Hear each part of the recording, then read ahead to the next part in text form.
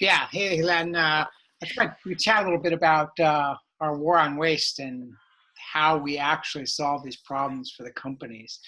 Um, what are your Yeah, thoughts? What's the key?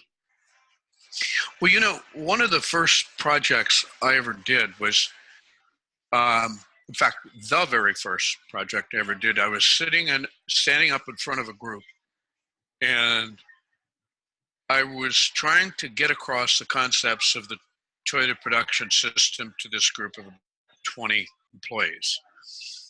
Then one lady raised her hand, and she said she couldn't read, and in other words, she was going to be bored to death during my training programs if I she couldn't see. read.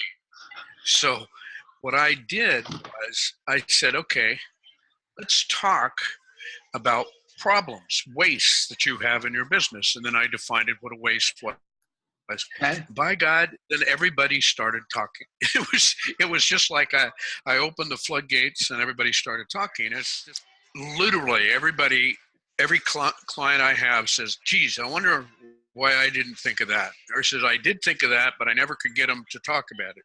So what they do with us is sort of, we're like the father confessor. They'll come in and tell us their sins because we sort of implement a program which based upon no blame, where they can throw ideas out and we'll listen to them and won't focus blame. But the average CEO that tries to do this himself and with his key players is, they're going to resist any change or any ideas that affect anything to do with them. So the Yeah. reason the war on waste is such a powerful thing is that it's done by outsiders, and we've made it extremely attractive from a cost benefit perspective.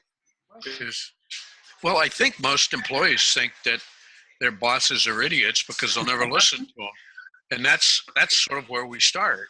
Is that you know when an employee in the class, if you got people in a 10 to 30 people in a sort of a classroom environment, and you say, do you have any ideas to improve the business? The first thing the guys in the front do is turn around and look and see who's in the room.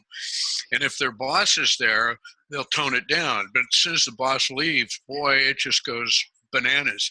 And it takes a real strong individual to put his ego aside and say, okay, put your ideas into play and let's go. So over the years, when I've gotten CEOs to actually do that, it's been uplifting for them as well as the employees who got a chance to put their ideas into play.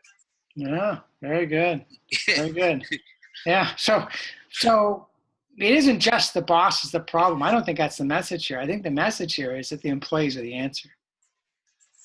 The employees are what? Are the answer. That's where the solutions come from. Well, there's a combination of, yes, they have sort of the answer, but they need support to help take a sort of a good idea into a great idea.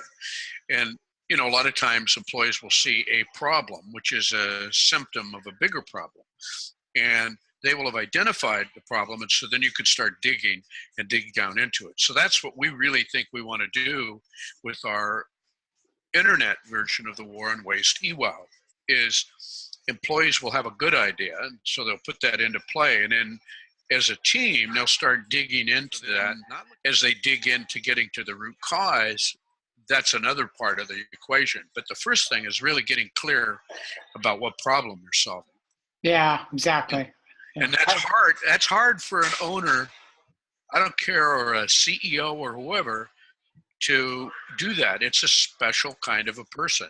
And um, that's why we exist, because we can help make that happen.